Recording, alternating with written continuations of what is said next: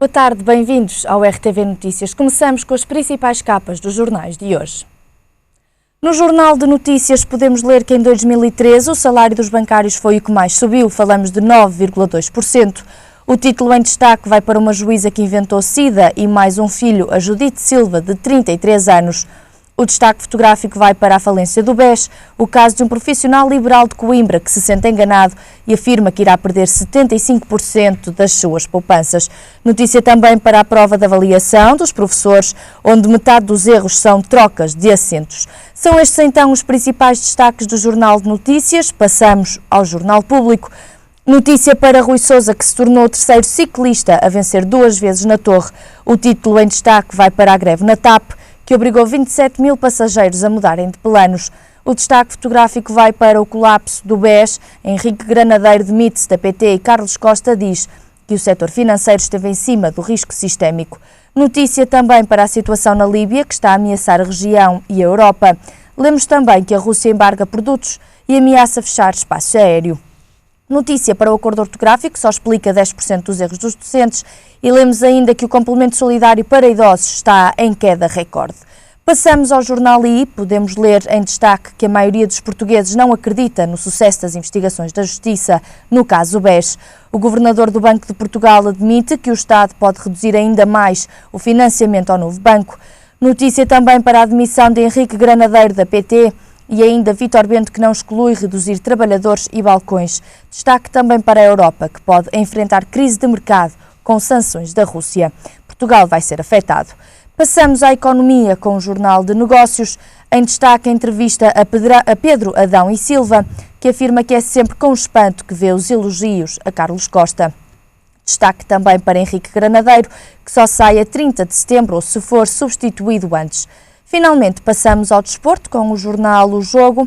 No Benfica podemos ler que o clube ataca 2 guarda-redes, Karius não afasta Karnésis, Vieira acelera negociações por Rábio. O destaque fotográfico vai para Jonathan Silva, que chega hoje a Lisboa, com uma afirmação rogadíssimo para aceitar o Sporting. E ainda Bruno de Carvalho, que afirma que as saídas só pelas cláusulas ou com grandes negócios. No Futebol Clube do Porto, notícia para Ruben Neves, que é caso sério. São estas então as principais capas do jornal de hoje. Passamos às principais notícias. O surto de ébola começou no final do ano de 2013 e até agora atingiu algumas cidades importantes da África Ocidental. Já morreram 932 pessoas e é considerado atualmente o pior surto de ébola. A Organização Mundial de Saúde declarou hoje que a propagação do ébola na África Ocidental deve ser encarada como uma emergência de saúde pública a nível internacional. A OMS compara o surto de ébola a emergências semelhantes já anteriormente vividas. A chefe da organização reconhece que muitos países no mundo provavelmente não terão nenhum caso de ébola, mas apela à solidariedade internacional, uma vez que os países afetados até o momento simplesmente não têm a capacidade de gerir por si mesmos um surto desta dimensão e complexidade. As consequências do surto de ébola podem ser bastante graves. Por isso, todos os Estados devem adotar medidas excepcionais e alta vigilância de possíveis casos. O apoio é urgente e, por isso, a Organização Mundial de Saúde convocou um comitê de especialistas que, nos próximos dias, irá avaliar a gravidade da epidemia em curso. Esta semana foi apresentada uma lista de 24 veículos vulneráveis a ataques informáticos. Fica a saber quais os automóveis suscetíveis aos ataques piratas. Existem 24 modelos de automóveis com graves falhas de segurança. Há um ano atrás, 2 piratas provaram ser possível aceder à direção e aos travões de um Toyota Prius e de uma Ford Escape. Os automóveis modernos estão atualmente carregados de eletrónica, que é comandada por computadores, e a tecnologia automóvel está hoje muito para além dos sistemas mecânicos. Hoje em dia, os automóveis modernos vêm equipados com comando remoto de abertura e para ligar o motor, autorrádio, computador de bordo, entre outras coisas. É do conhecimento de todos que os sistemas informáticos são vulneráveis a ataques, mas num automóvel as consequências podem ser bastante graves. Há uma grande diferença entre um furto de um carro pela manipulação de um código de chave e o acesso remoto durante a condução com o poder de comandar a direção e os travões. O assustador é que essa intrusão é já uma realidade. O documento que dá a conhecer os 24 modelos foi apresentado numa conferência em Las Vegas e serve de alerta não apenas para os proprietários dos automóveis, mas também para os construtores. Há já meio ano que 500 doentes encontram no site Adoeci Partilhar é o Melhor Remédio algum do apoio de que precisam. Saiba como. Nem sempre é fácil superar e lidar com a dor de uma doença sozinho. Foi pensar nisso que Rita Vilaça, antiga aluna de Bioinformática da Universidade do Minho, criou o site Adoeci Partilhar é o Melhor Remédio.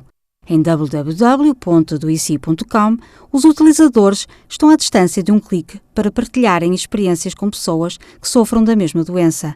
E são já 500 os utilizadores desta espécie de fórum em Portugal e no Brasil. Rita Vilaça acredita que é mais fácil desabafar com alguém que esteja a passar por uma situação semelhante. O site funciona como uma espécie de fórum. O Adoeci tem já parcerias com entidades como as Associações Portuguesas contra a Obesidade Infantil, da Doença Inflamatória do Intestino, colite ulcerosa e doença de Crohn. Um estudo realizado pela Moody's prevê que em 2020 Portugal e outros 13 países tenham uma população super idosa. 1 em cada 5 habitantes tem idade superior a 65 anos, o que pode criar entraves no crescimento económico. Portugal não vai escapar e será um dos 13 países que em 2020 terá uma população super idosa. A previsão realizada pela Moody's representa a soma de 10 nações a uma lista que atualmente integra apenas a Alemanha, Itália e Japão. A agência de rating alerta ainda que aos 13 países que existirão daqui a 6 anos irão juntar-se mais 21 em 2030. As mudanças da economia global correspondem à transição de um modelo de dividendo demográfico que irá fazer abrandar de forma significativa o crescimento económico. A Moody's acredita que o envelhecimento da população vai retirar 0,4% à taxa de crescimento anual da economia global durante os próximos 5 anos e que este travão subirá para 0,9% de 2020 a 2025. O Governo é aconselhado a proceder a reformas de médio prazo, de forma a melhorar o mercado de trabalho, assim como os fluxos migratórios e financeiros, que poderão ajudar a suavizar os impactos do envelhecimento sobre o desempenho das economias. As projeções de março de 2014, segundo o Instituto Nacional de Estatística, revelam que a população residente em Portugal tenderá a diminuir até 2060 e, num cenário central, reduzir-se-á de 10,5 milhões de pessoas em 2012 para 8,6 milhões de pessoas em 2060. Deixamos-lhe aqui uma sugestão cultural. Dê um salto a Santa Maria da Feira e viaje no tempo até à Idade Média. Viva a aldeia!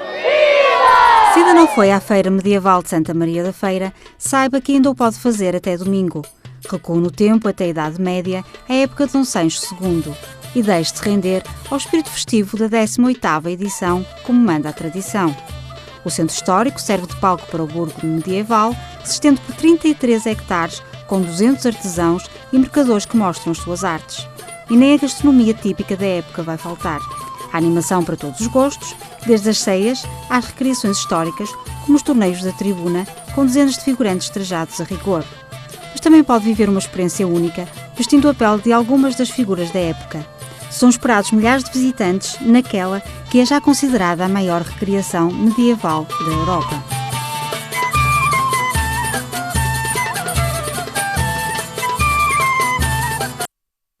Um grupo de cientistas da Universidade de Cambridge apurou uma fórmula matemática que define a felicidade. Saiba como. Descobriu-se a fórmula matemática da felicidade.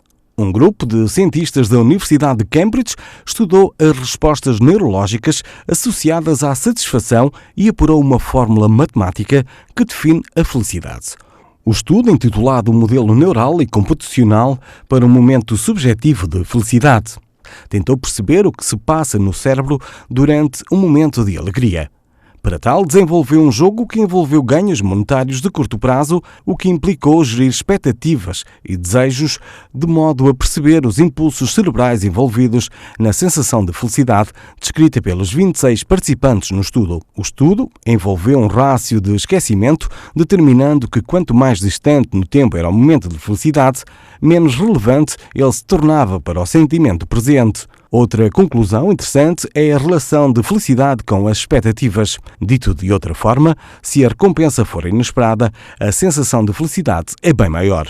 No ano passado, um outro estudo realizado na Universidade de Missouri tentou apurar a relação entre a busca da felicidade e a música. Deixamos-lhe então aqui a música de 2014 que canta a felicidade. Por isso, não se esqueça, seja feliz. Clap along if you feel like a room without a roof. Clap along if you feel like happiness is the truth. Clap along if you know what happiness is to you. Ficamos agora com o nosso comentário habitual. Amadeu Campos, bem-vindo, boa tarde. Boa tarde, Raquel. Começamos com os pilotos que lamentam a greve de amanhã. Falamos de 42 mil passageiros que viajam diariamente na TAP. Pois, é mais um problema que a TAP cria aos portugueses, e nomeadamente aos passageiros que gostariam de ir de férias amanhã e que não vão poder e que tiveram que alterar as suas datas de partida para poderem ter aviões. É uma pena que realmente isto aconteça. Os maiores prejudicados são naturalmente os passageiros dos portugueses, porque repare, os administradores vão chegar ao final do mês e vão ganhar o mesmo ordenado, independentemente desta greve ou não. A política da TAP certamente vai continuar a ser seguida desta mesma forma. O administrador da TAP, o Fernando Pinto, já lá está há cerca de 14 anos, portanto, com todas estas greves que a TAP tem sofrido ao longo destes últimos anos, a administração não mudou, portanto, a política vai ser a mesma. E percebemos que, no final, os maiores prejudicados são os passageiros. E a própria imagem da TAP, que sofre uma forte concorrência com outras linhas aéreas que oferecem não os mesmos destinos, porque aí nós somos privilegiados em alguns destinos que a TAP tem, mas de qualquer forma a inibição de que esses passageiros vão sofrer durante este fim de semana de se poderem deslocar, ou para férias, ou muitas das vezes também em termos de trabalho, realmente a imagem da TAP sai bastante prejudicada com esta postura dos sindicatos da TAP. Na notícia nós podíamos ler que muitas pessoas tentaram contactar os 42 mil passageiros para o fim de semana, mas mesmo assim não deixa de ser complicado para quem tinha tudo marcado, tudo previamente estabelecido. Exatamente, não depende só do avião, não é? Quando nomeadamente nós fazemos umas férias ou fazemos uma conferência em termos de trabalho num país estrangeiro, ou vamos dar uma formação a um país estrangeiro e precisamos da TAP para realmente chegar lá, nós já temos muitas outras coisas marcadas. Temos o hotel, temos as pessoas que estão à nossa espera na conferência, temos a formação das pessoas que vão lá estar também, portanto há uma série de outras coisas que o facto de nós não nos conseguirmos deslocar no dia em que estávamos previstos vai alterar não a vida só dos passageiros, mas a vida de todas as outras pessoas que estavam à espera desses passageiros naturalmente. Os pilotos diziam que esta greve era para tentar evitar outro verão vergonhoso. O que é que eles queriam dizer com isto? Naturalmente que os pilotos da TAP e os trabalhadores da TAP sofrem as consequências de um fluxo extraordinário de passageiros e normalmente muito trabalho em termos de horas extraordinárias que será necessário pedir esse esforço.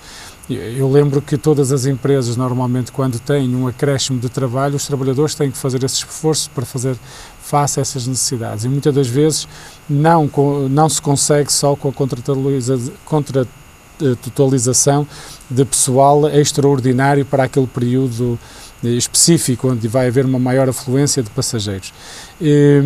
Não se consegue resolver desta maneira, portanto não entendo muito bem o sindicato dizer que está a defender as questões dos trabalhadores da TAP. Não se entende. Percebe-se é que os passageiros, esses sim, vão ser bastante prejudicados e não vejo que a administração o seja. Portanto, acho que esta atitude só prejudica os passageiros e não a administração. Eles dizem ainda que esta greve é com a esperança de que haja uma nova TAP, digamos assim, uma nova postura da TAP. A nova TAP são os trabalhadores da TAP que a fazem e isso cabe aos trabalhadores da TAP criarem uma imagem melhor, uma imagem onde as coisas funcionem, independentemente de algum esforço que possam ser obrigados a fazer em relação a isso. Agora, não acredito que a TAP saia fora da legalidade em termos do cumprimento das ordens de trabalho ou do que está previsto na lei em termos de legislação laboral em relação àquilo que se pratica na TAP. Não acredito que isso aconteça. Acho que é mesmo uma mera postura realmente dos trabalhadores da TAP de não prejudicarem tanto os passageiros. a greve, já se fala desta greve há algum tempo, para o dia 9 de agosto, Claro. que é precisamente amanhã, acha que vai ter um grande impacto? O impacto vai ter, de certeza. Agora, há muitas pessoas que tinham os voos marcados para amanhã e que tiveram, dentro das suas possibilidades, o cuidado de poderem alterar, ou por antecipação, ou por adiamento, ou até muitas delas por completa anulação do voo e de não voltarem a fazer porque já não faz sentido, ou viajavam naquela data, ou deixa fazer sentido viajarem. Portanto, nesses 3 casos, tudo o que foi conseguido foi, agora ficaram muitos passageiros ainda que vão de certeza ficar em terra amanhã. O impacto E daí certamente o impacto será... será bastante grande, não tenho dúvidas disso. Muito bem, passemos aos 10% dos erros ortográficos que dizem que apenas 10% se deveram ao acordo ortográfico e os 90% a erros de pontuação. O que é que tem a dizer sobre isto? Pois, eu acho que o Sr. Mário Nogueira da FEMPROF atrapalhou-se um bocadinho, se calhar, com as declarações e acho que meteu um bocadinho o pés pelas mãos. É preciso ter um bocadinho de cuidado, porque mesmo que fosse mais de 10%, a questão de ter a ver com o acordo ortográfico era grave. Os professores, nomeadamente, existem profissões, os jornalistas, por exemplo, que têm que seguir a legalidade do país. Se o país assinou o acordo ortográfico, é para se cumprir. E, nomeadamente nos meios de comunicação, e nomeadamente nas nossas salas de aula, o acordo ortográfico é para se cumprir. Portanto, os professores que estão no nosso sistema educativo, que querem entrar para o nosso sistema educativo, certamente que sabem que é preciso cumprir. E para cumprir têm que estar preparados. E eu continuo a vincar que o mais importante neste processo é nós termos os melhores professores nas nossas escolas. Eu acho que deve haver mecanismos no Ministério da Educação que faça com que isso aconteça. Todos nós temos a noção que existem professores melhores e piores, portanto... Alguns com vocação, outros têm sem mesmo vocação, que ser. outros que sabem melhor português e outros que sabem pior português. Mas nós, como queremos, nós portugueses, e acho que é isso que é importante passar em termos para a opinião pública, nomeadamente, é que nós queremos os melhores professores nas nossas escolas, porque só assim conseguiremos que os nossos resultados com os nossos filhos tenham sucesso. E isso passa pela escolha dos melhores professores. E os melhores professores que saibam o melhor português para ensinar aos nossos filhos também é importante. A matemática também, a geografia, a biologia, a história, tudo isso é importante. O português certamente que faz falta e esta questão da prova dos erros de acentuação ou não, um professor realmente tem que ser um exímio praticante do português e não pode cometer esses erros. Então certamente. acha que não deve ser justificativa o uso ou não do acordo ortográfico como uma percentagem para os erros ortográficos? Ainda por cima a percentagem foi baixíssima, não é? Mas mesmo que fosse uma percentagem, e mesmo na percentagem baixa, mesmo que fosse alta, não podia servir de justificação. Porquê? Porque é a legalidade que nós temos nas nossas escolas, os nossos professores têm que ensinar segundo o acordo ortográfico que nós temos vigente e esse não pode haver dúvidas da forma como os nossos alunos escrevem e os nossos professores escrevem perante esses alunos. O movimento Boicote e Cerco, que protestou muito no dia da prova e dizem até que foi um dos motivos para os 15% que reprovaram, devido às condições com que fizeram a prova, eles questionam qual é a moralidade do Ministério da Educação para falar em erros se a própria prova tinha pelo menos 2 erros graves. Pois, isso é normal, com todo o cuidado que as provas também são feitas, que realmente haja erros. Agora é preciso perceber se é um erro ortográfico, se é um erro de impressão, é preciso ter algum cuidado quando se faz esse tipo de afirmação. Eu entendo que essas afirmações sejam feitas para pôr em causa a prova. Naturalmente que a prova vai pôr em causa muito do sistema de formação que os professores estão a ter e o Ministério da Educação se está preocupado. Acho que devia se preocupar mais com as instituições que hoje em dia preparam ou chegam ao fim e conseguem licenciar o nosso professor para poder dar aulas, porque ele se faz esta prova é porque percorreu todo o nível de ensino que teve que fazer durante os 12 anos normais e depois a formação específica para ser professor, a licenciatura normalmente, e é preciso que a universidade ou quem faz a formação dos professores chegue ao fim e diga não, este professor está devidamente capacitado para realmente poder ensinar. E se o Ministério da Educação tem dúvidas em relação a isso, então deve-se preocupar mais a montante com o problema, perceber até que ponto as instituições têm mecanismos.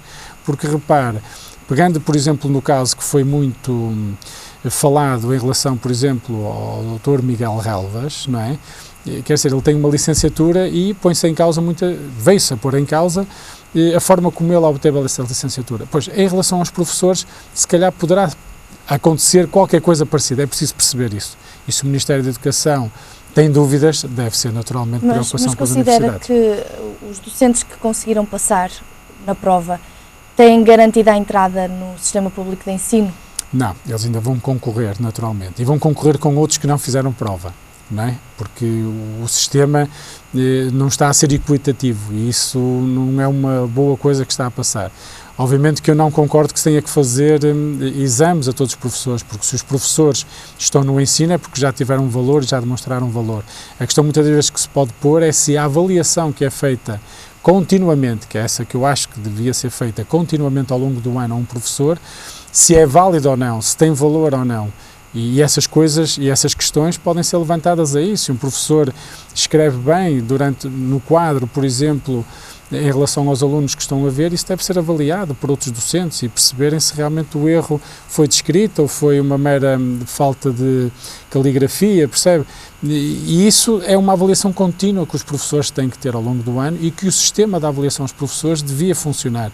Eu acho que há aqui alguns problemas, aliás, nós sabemos a confusão que deu quando se tentaram introduzir novos métodos de avaliação aos professores, que os sindicatos vieram cá para fora com grande força, juntamente com os professores, e isso levanta certamente muitas dúvidas e muitas questões.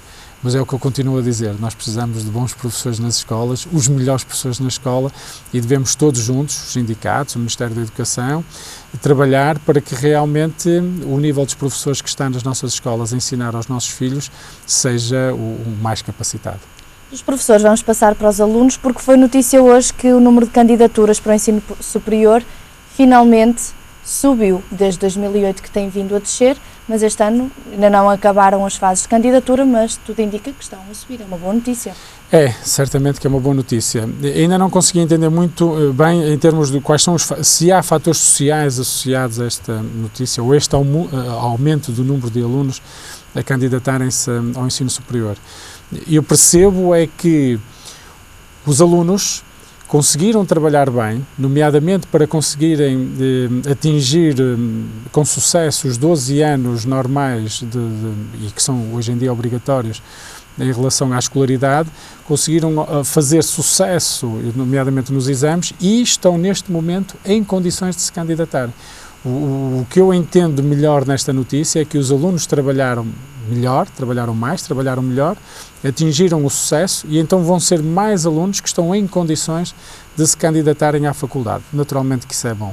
É bom porque as famílias continuam a apostar que uma das formas, ou das melhores formas em termos de ascensão social, será pela via da formação, pela via da licenciatura, e Portugal pelo menos não perdeu isso. Achamos que a competência, a capacidade que nós consigamos dar aos nossos jovens em termos de formação é fundamental para a vida que lhes espera. E esta notícia vem dizer um bocadinho isso, é que realmente nós temos mais jovens do que o que tínhamos no passado, que estão preparados para o ensino superior. Mas não considera que a crise também possa ter sido um fator determinante para a não ingressão no ensino superior ou para nem sequer se candidatarem? A falta de emprego também empurra um bocadinho a isso, porque, repara, o facto de os alunos não terem emprego fora da parte da licenciatura também faz com que eles se tenham que candidatar. Não há outra forma de fazer o processo, não é?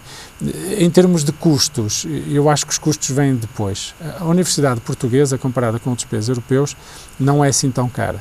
Nós temos uma propina na ordem dos 1.000 euros anuais, e eu acho que é um esforço que as famílias, nomeadamente, conseguem ter, independentemente dos outros que se conseguem candidatar também a bolsas de estudo e, como tal, nem essa propina têm que o fazer, têm que pagar. Mas é um esforço que as famílias, hoje em dia, portuguesas, ainda fazem, ainda conseguem fazer, em termos de prioridade para aquilo que são as necessidades básicas e que, infelizmente, nós sabemos que cada vez o custo está mais caro em viver no nosso país, mas que as famílias continuam a apostar na continuidade de formação dos seus filhos. E isso acho que é uma boa notícia e, pelo menos nesta primeira parte, apesar de todas as questões, muito bem, como está a dizer, que ponderam em relação às famílias o custo que vão ter com os seus filhos nas faculdades, eu acho que a prioridade de eles estarem na faculdade é superior em relação à necessidade dos custos e as famílias conseguirem se disponibilizar para isso é fundamental. Ainda não passaram as 3 fases, vamos ver qual será o balanço final. Exatamente. Sim, porque o número de vagas baixou, não é? E esse nós sabemos, e certamente que haverá menos vagas para esses alunos entrarem. Mas pelo menos a disponibilidade desses alunos quererem continuar a estudar é boa e é fundamental. Muito bem. Relativamente à ébola, que tem sido notícia nos últimos dias, a Organização Mundial de Saúde considera que uma resposta internacional é essencial para fazer parar e recuar esta propagação de ébola. Começa a ser uma situação preocupante. Sim, a situação é sempre preocupante sempre que nos chega às nossas portas. E nós, com a globalização, em termos do mundo, nós temos essa vantagem e desvantagem, que é tudo o que se passa de mal é facilmente transitado para todo o mundo, assim como o que devia de ser de bom. O que eu gostaria aqui de falar é que é preciso que o mundo ocidental tente combater na origem o problema do ébola. E o problema do ébola tem a ver com condições de higiene, tem a ver com uma forma como os hospitais trabalham nos países africanos, com o uso contínuo de seringas sem serem sequer completamente, como é que eu ia dizer, deitadas para o lixo, como se faz cá. E usar uma nova. Portanto, todas essas dificuldades que os países africanos vivem é que fazem com que o vírus da ébola se aumente e no fundo transite e propague para várias pessoas e várias tribos. É aí que eu acho que o mundo ocidental deve tentar combater o ébola, é com melhores condições nesses países africanos, com melhores condições de higiene, com mais água potável, para que realmente o vírus, por exemplo, nomeadamente a questão dos corpos que devem ser incinerados, todos os corpos têm o vírus da ébola, portanto, esse tratamento deve ser feito diretamente na questão da África. Porquê? Porque depois nós temos pessoas que até estão em voluntariado, como foi o caso do médico americano, que ao transitar depois por outros países têm que ser tomadas todas uma série de medidas de segurança para que ele depois não possa propagar. Mas algum português que esteve na Libéria chegou ao aeroporto de Lisboa, não lhe foram feitas qualquer tipo de perguntas. Isso não pode ser crítico. É crítico, mas repara, os aeroportos, e felizmente nós, pelo menos até hoje, podemos dizer que vivemos bem com este tipo de situações, têm normas de segurança que nós muitas das vezes não nos apercebemos. Repare, por exemplo, muitas das pessoas que estão doentes em países africanos, e nomeadamente portugueses que estão em Angola e Moçambique, rapidamente, quando apanham alguma doença, tentam viajar para Portugal para tratarem essa doença, seja ela a malária, seja ela o dengue ou coisa do género, porque acham que em Portugal poderá haver melhores condições de se resolverem em termos de saúde. E transportam-se em aviões. E esses aviões e o pessoal de serviço em relação a esses aviões têm formas de perceber até que ponto o passageiro que transportam está muito doente ou poderá ter alguns problemas ou alguns sintomas. Sim, exatamente. E não foi, pelos vistos. Agora é assim, certamente que as medidas irão aumentar. Agora também não é fácil, porque isso depois tem custos e muitas das vezes não é com uma série de perguntas que se consegue resolver os problemas. Esperemos que, como eu digo, que se trate do problema da origem, porque em termos internacionais eu acho que o que é feito hoje em dia tem resolvido, tem chegado para as encomendas. Esperemos que não aumente. Muito bem. Amadeu Campos, muito obrigada. Até para a semana. Boa tarde. Agradeço. Boa tarde. Ficamos agora com o estado do tempo para amanhã. Períodos de chuva fraca para o norte e sol para o resto do país. No Porto, a temperatura máxima chegará aos 23 e a mínima aos 19. Em Lisboa, a temperatura máxima chegará aos 27 e a mínima aos 19. Já em Faro, a temperatura máxima chegará aos 29 e a mínima aos 21. Por agora é tudo. A informação regressa mais logo. Até lá, fique bem.